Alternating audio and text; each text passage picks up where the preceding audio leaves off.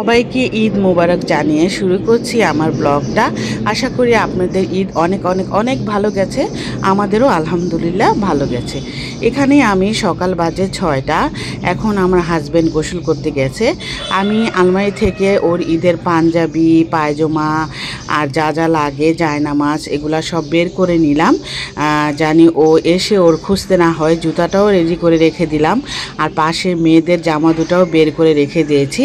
ও যখন গোসল করে আসবে তখন ওকে নাস্তা দিব, তারপরে নাস্তা খেয়ে ও নামাজ পড়তে চলে যাবে।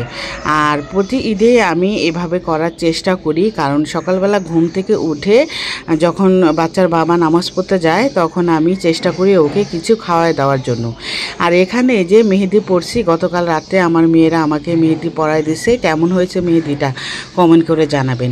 আর গতকাল ভিডিওতে অনেক অনেক অনেক সুন্দর কমেন্ট আসছে, অনেকে অনেক সুন্দর সুন্দর কমেন্ট করছেন, আপনাদের অনেক অনেক ধন্যবাদ। আর এই যে এখানে ফ্রিজ থেকে গতকাল রাতে যে আমি চাঁদ রাতে যে আমি সেমাইটা রান্না করে রেখেছিলাম, দুধ সেমাইটা, এখন সেটা বের করে নিচ্ছি। আর যেহেতু ও নামাজ পড়তে চলে যাবে নিধির বাবা, এজন্য ভাবলাম যে ওকে একটু সেমাই আর ঘরে পাউরুটি আছে সেটাই দিয়ে দিব, ও নাস্তা খেয়ে চলে যাবে। আসলে এত সকালে নাস্তা ও খেতে চায় না, তারপরও আমার শাশুড়ি সবসময় বলতেন নামাজের আগে কখনো মানে হাজব্যান্ডকে না খাওয়ায় নাকি বিদায় করা দেওয়া ভালো না। এই জন্য আমরা মুরব্বীরা যা বলতো সেটাই করার চেষ্টা করি, সেই নিয়মই পালন করার চেষ্টা করি। এখন আমি বাটিতে আমি সেমাই ঢেলে দিলাম, আর এখন ওকে আমি নাস্তাটা দিয়ে দিব। আর ওখানে ও গোসল করা হয়ে গেছে, এখন ও রেডি হচ্ছে নামাজের জন্য, ঈদের নামাজের জন্য। আর এই যে আমি পাউরুটিটা দিয়ে দিচ্ছি, আর পাশে কিন্তু মেয়েরা ঘুমাচ্ছে। সকাল রাত্রে মেয়েরা অনেক রাত্রে ঘুমিয়েছিল, মেহেদি পড়েছে হাতে, এর জন্য ভাবলাম যে একটু দেরি করে ঘুম থেকে উঠুক।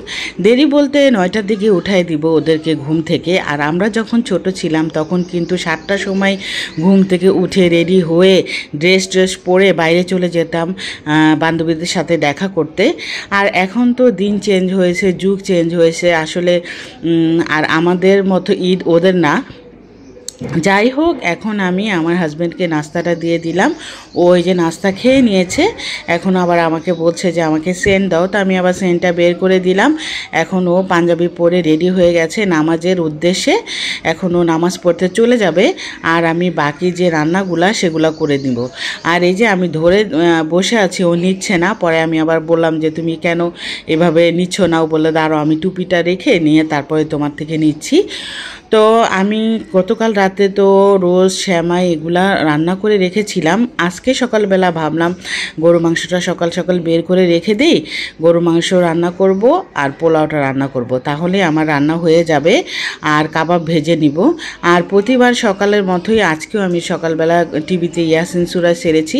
প্রতিদিন ঘুম থেকে উঠেই আমি টিভিতে ইয়াসিন সূরাটা ছাড়া পছন্দ করি, আমার হাজব্যান্ডও পছন্দ করে। এখন এই যে ও চলে গেল নামাজে, মোবাইলটা আবার নেয় নেই, তো আমি আবার মোবাইল দিয়ে দিলাম। এখন ও যাচ্ছে নামাজের উদ্দেশ্যে। আর একটু পরে মেয়েদেরও ডেকে দিব।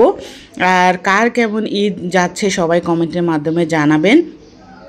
আপনাদের কমেন্ট আমার খুব ভালো লাগে, আপনারা অনেক সুন্দর সুন্দর কমেন্ট করেন।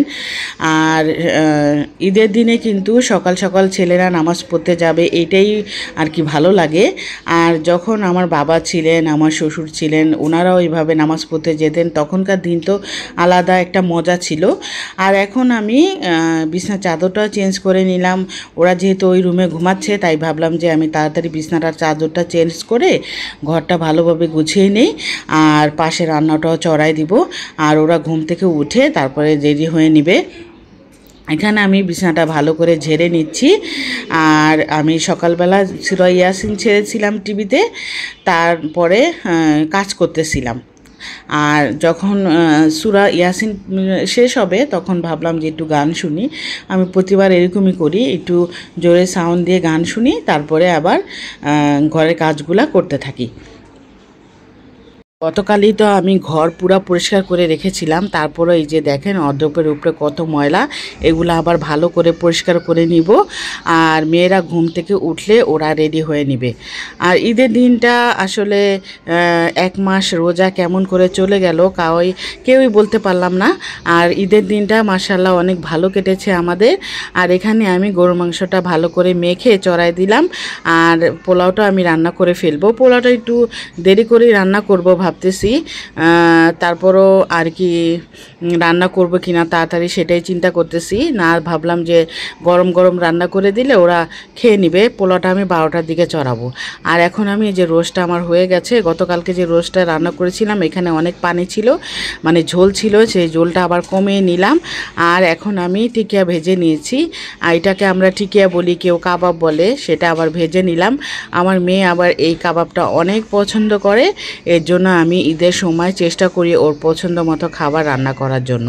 আসলে আমি কেন, সব মারাই চেষ্টা করে বাচ্চাদের পছন্দ মতো খাবার রান্না করার জন্য। আমাদের মারাও আমাদের জন্য এরকম করতো। যাই হোক, কথা বলতে বলতে কিন্তু অনেক কিছু আপনাদের সাথে শেয়ার করলাম। গতকালকে তো আমি অর্ধেক কাজ প্রায় শেষ করে রেখে দিয়েছি। আর পাশের চুলায় আমি গরু মাংসটা দিয়ে দিয়েছি, কারণ ওই চুলাটা ভালোভাবে আর কি গ্যাস হয় না, মানে চুলার গ্যাসের আঁচটা ভালোভাবে হয় না। আর এই চুলাটায় ভালোভাবে হয়, এই জন্য ভাজার জন্য সুবিধা হবে। এই জন্য ভাবলাম যে এই চুলায় আমি কাবাবটা ভেজে নিই। এক এক করে আমার কাবাবটা ভাজা হয়ে যাচ্ছে। আর মেয়েরা কিন্তু অলরেডি ঘুম থেকে উঠে গেছে, এখন ওরা রেডি হচ্ছে। ছোট মেয়ে আগে গোসল করে নিয়েছে, ও রেডি হচ্ছে। এখন বড় মেয়েও গেছে গোসল করতে। এই যে আমি আবার দেখতেছিলাম যে ও মেকআপ করতেছে, মেকআপ গোসল করে এসেই মেকআপ করতে বসছে। আর ওর মামাতো বোনদের সাথে আবার ফোনে কথা বললো, এই যে মেকআপ নিয়ে বসছে সাজতে। আর আমি কিন্তু পাশে রান্নাটাও করে নিয়েছি। ডাইনিং রুমের টেবিলটাও আবার ভালো করে পরিষ্কার করে নিলাম, কারণ ঈদের দিন একটু সুন্দরভাবে না গুছা রাখলে ভালো লাগে না। আর এই যে ও সাজটা সেজে নিয়েছে, মাশাআল্লাহ অনেক সুন্দর হয়েছে। ড্রেসটা এখনও পরে নেই, ড্রেসটা পরবে। আর নাস্তা তো দুজনের একজনও খাচ্ছে না, আমি আবার জোর করে ওদেরকে কাবাব দিয়ে পাউরুটি দিয়ে বললাম যে খেয়ে নাও। তো 1 পিস করে পাউরুটি দিয়ে ওরা খেয়ে নিবে। যে আমার বড় মেয়ে গোসল করে বের হয়ে গেছে নেহা, এখন আমি দুজনকে জোর করে নাস্তা দিয়ে দিলাম, এখন ওরা খেয়ে নিচ্ছে।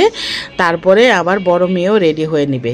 আর আমাকেও বলছিল যে আম্মু তুমিও রেডি হয়ে নাও। তা আমি আবার বললাম যে আমি গোসল টোসল করে নেই, তারপরে রান্না টান্না করে তারপরে গোসল করে তারপরে রেডি হব। আর রেডি হওয়ার কি, আর ঘরেই থাকবো, কোথাও তো যাব না। ঈদের দিন সবসময় আমরা ঘরেই থাকার চেষ্টা করি, বাইরে তেমন একটা যাই না। ঈদের পরে যদি কোথাও যাওয়া হয়, আর ভাইয়ের বাসা তো অনেক দূরে, যেতে চায় না। আর এখন যে বাংলাদেশের সিচুয়েশন, দূরে কোথাও বাচ্চাদের নিয়ে যেতে চাচ্ছি না, বাসায় থাকার চেষ্টা করছি, কারণ সিচুয়েশন বেশি একটা ভালো না, রাস্তাঘাটের অবস্থা খুবই খারাপ। আর এর জন্য ভাবলাম যে দূরে কোথাও যাব না। আর এই যে মেয়েরা খেয়ে নিয়েছে, আর এই যে 2 মেয়ে কিন্তু সাজুগুজু করে নিয়েছে। মাশাল্লাহ মাশাল্লাহ, আমার মেয়েদের অনেক সুন্দর লাগতেছিল। সবাই আমার মেয়েদের জন্য দোয়া করবেন, আমিও আপনাদের জন্য দোয়া করি। আর আমার এই ছোট্ট পরিবারের জন্য আপনারা অনেক দোয়া করবেন। এই যে আমার রান্না কিন্তু শেষ, এখন আমি কাবাব ভেজে নিয়েছি, তারপরে সালাদ বানিয়ে নিয়েছি, পোলাও বানিয়েছি, রোস্ট বানিয়েছি, গরু মাংস রান্না করছি। এই যে গরু মাংসটা আমার রান্না করা হয়ে গেছে। এখন আমরা নিধির বাবার জন্য ওয়েট করব, ও আসলে আমরা একসাথে খাবো। প্রতিবার ঈদে আমরা চেষ্টা করি, এমনি সময় যেমন তেমন ঈদের সময় একসাথে খাওয়ার চেষ্টা করি। আর নিধির বাবাকে বলি যে আমরা একসাথে দুপুরে খাবো, রাত্রে দুপুরে। বাইরে যদি ও খায় তাহলে আমি অনেক রাগারাগি করি। এই যে আমার রোস্টটাও হয়ে গেছে, আমি ঝোল কিন্তু শুকাই ফেলছি। গত রাত্রে কিন্তু অনেক ঝোল ছিল, আর আজকে সকালবেলা ঘুম থেকে উঠে ঝোলটা শুকাই নিছি। আর পাশে কিন্তু ঘরটর গুছানো আমার শেষ। আর এই যে এখন টেবিলটা আমি ভালো করে গুছিয়ে নিলাম, পাতিল সহই দিয়ে দিলাম টেবিলে, কারণ আর বাইরে কেউ তো নাই, আমরাই সবাই খাবো। এই জন্য ভাবলাম যে বাটিতে বাড়ার কোনো দরকার নেই, পাতিল সহই তরকারিতে নিয়ে আসলাম। আর টেবিলটা এখন আমরা গুছিয়ে নিয়েছি, আমরা সবাই মিলে একটু পরে খেয়ে নিব। আর বলতে বলতে ঈদের দিনটা কেটে গেল, এখন বাজে দুপুর 3টা। আশা করছি আমার এই ভিডিওটা আপনাদের ভালো লেগেছে। যদি ভালো লাগে আমার চ্যানেলটা লাইক করবেন, সাবস্ক্রাইব করবেন আর কমেন্ট করতে কিন্তু ভুলবেন না। এই যে আমরা এখন খেতে বসে গেছি, নিধির বাবা এসে পড়েছে, এখন আমরা সবাই মিলে খেয়ে নিব। আর নিধির বাবা আবার বোরহানি কিনে এনেছিল, সেটা আবার ঢেলে দিলাম, মেয়েরা এখন খাবে, আমরা সবাই মিলে খাবো। তো আজকের মতো বিদায় নিলাম, আল্লাহ হাফেজ।